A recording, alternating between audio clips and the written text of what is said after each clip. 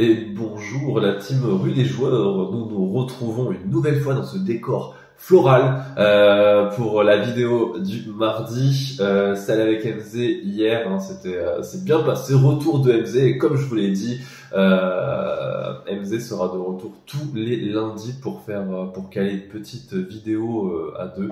Je sais que vous kiffez bien le format et moi c'est pareil, hein, je prends mon plaisir avec ce cher MZ.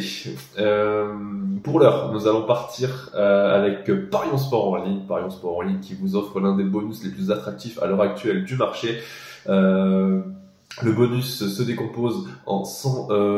Votre premier pari est remboursé à hauteur de 100 €, qu'il soit gagnant ou perdant. Et la bonne nouvelle, voilà, c'est ça, c'est qu'il soit gagnant ou perdant, vous avez 100 € crédités sur votre compte joueur en crédit de jeu non retirable, hein, ce qui est relativement cool, une belle aubaine pour parier sur des cotes NBA. Et généralement, je vous propose quand même des cotes assez élevées, donc c'est plutôt pas mal.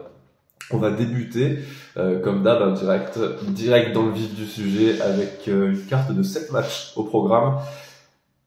Pas forcément les plus beaux, mais il y aura quand même deux, trois affiches sympatoches et la dernière risque de vous mettre l'eau à la bouche avec notamment un duel entre Kevin Durant et Giannis Antetokounmpo. Je n'en dis pas plus. Pacers Rockets, nous allons partir dans le carrefour de l'Amérique pour commencer cette carte. Une rencontre normalement que devrait maîtriser Indiana dans la mesure où on connaît maintenant cette équipe, hein, des Rockets de Houston. Ça a ni queue ni tête en déplacement. Houston, voilà, on va commencer par là parce que c'est le plus important. Houston en déplacement, c'est 5 victoires, 17 défaites. Avec un tel bilan, honnêtement, je sais pas où ils veulent aller. En tout cas, pour moi, il y aura pas de playoff pour cette équipe si elle continue à jouer ainsi en déplacement. Et du côté d'Indiana, on est quand même bien focus. Malgré une petite forme récemment, mais il y a eu quand même une victoire à Charlotte, ce qui est quand même pas mal, 115-99, victoire d'Indiana pour ma part avec, je pense que en sec c'est déjà pas mal. Ne rajoutons pas l'écart, ne prenons pas trop de risques aujourd'hui. La prochaine affiche, Knicks Grizzlies dans le Madison Square Garden. Knicks Grizzlies, bon là ça aurait pu être une belle affiche, mais elle est toute pourrie cette affiche, honnêtement on va passer vite fait, hein. Je vais essayer de trouver un prono code joueur ou un over-under. Memphis se pointe avec son équipe C, il n'y a plus personne, il n'y a plus Bane, il n'y a plus Morant, il n'y a plus Adams qui est filé chez les Rockets, il n'y a plus Brandon Clark, Luke Kennard, Conchar, il n'y a plus rien de toute façon du côté de Grizzlies.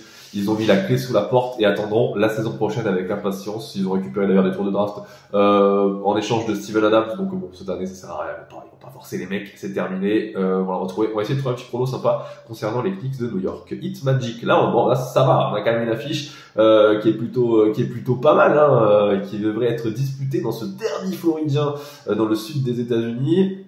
Miami-Orlando. Miami, ça va pas trop, hein. C'est 7 défaites lors des 10 derniers matchs. Orlando, c'est pareil, ça a nettement baissé en régime en comparaison avec le début de saison, mais Orlando a remporté ses 3 derniers matchs. Devant un Miami qui est très bancal, je trouve, ces derniers temps, pourquoi pas tenter la surprise Orlando dans un derby où tout est possible. Et moi, ce qui me fait dire ça, clairement, c'est le niveau de jeu de Miami qui est vraiment nul en ce moment. Et moi, je tenterai Orlando qui va beaucoup mieux avec 3 victoires de rang. Nous allons ensuite nous diriger dans la Barclays Center de Brooklyn où les Nets vont recevoir les Mavericks de Dallas. Vous constaterez les efforts en anglais. Donc Brooklyn Dallas. On a une affiche qui est pas mal aussi, qui est pas mal en soi entre deux équipes qui seront elles en back-to-back. Brooklyn a joué hier contre Golden State et Dallas était en déplacement dans la Wells Fargo Center de Philadelphie. Brooklyn Dallas, je donnerai ma préférence à Dallas dans la mesure où Brooklyn, moi depuis le début, je n'y crois pas, je n'y crois plus. Je pense que cette équipe, elle doit se reconstruire le plus rapidement possible. Donc je mettrai une petite préférence, je dégage une petite préférence sur Dallas. Nous allons partir cette fois-ci dans le United Center de Chicago où les Bulls vont recevoir les Timberwolves.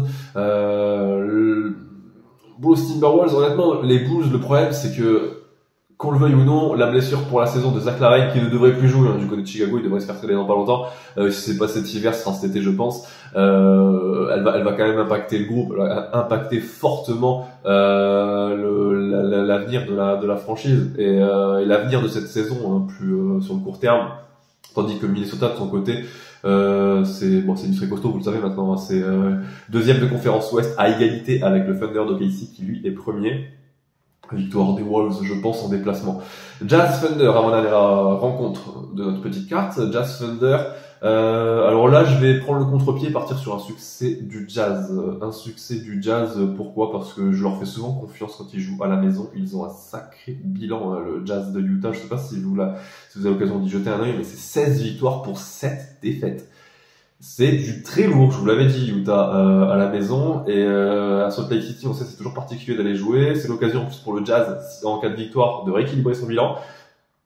Victoire du Jazz, pour moi, je vois bien le Jazz de surprendre cette équipe d'OKC, peut-être un peu trop confiante, mais malgré tout très costaud en déplacement avec un bilan de 15 victoires, 9 défaites, ce qui en fait la meilleure équipe de la conférence Ouest en déplacement à égalité avec Boston.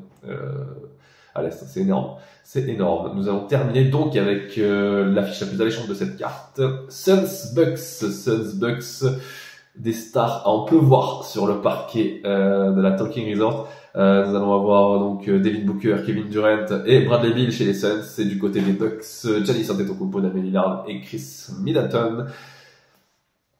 Elle est magnifique, elle est clairement magnifique cette affiche. Je donnerai ma préférence aux Suns dans la mesure où ils reçoivent dans cette affiche, mais vraiment ça se joue à ça pour moi parce que c'est du très costaud. Et mine de rien, Milwaukee n'y arrive toujours pas. Milwaukee pour moi n'y arrive toujours pas. Ils ont quand même pris une sauce lors du dernier match chez le Jazz, 123-108, et également, je vais conclure avec ça, Milwaukee est sur la route en NBA depuis le 28 janvier. Ça fait une semaine qu'ils sont en déplacement. Là, c'est le dernier match. C'est fatigant, c'est long. Ça fait longtemps qu'ils n'ont pas vu les familles. Ça joue énormément, tout ça, faut le prendre en compte. Et je pense que les Suns sont capables d'en tirer profit. Voilà, j'en ai terminé. Le temps pour moi de vous rappeler que les jeux d'argent sont interdits aux mineurs. Je vous souhaite une excellente journée et nous nous retrouvons pour la vidéo du jeudi. Ciao, ciao!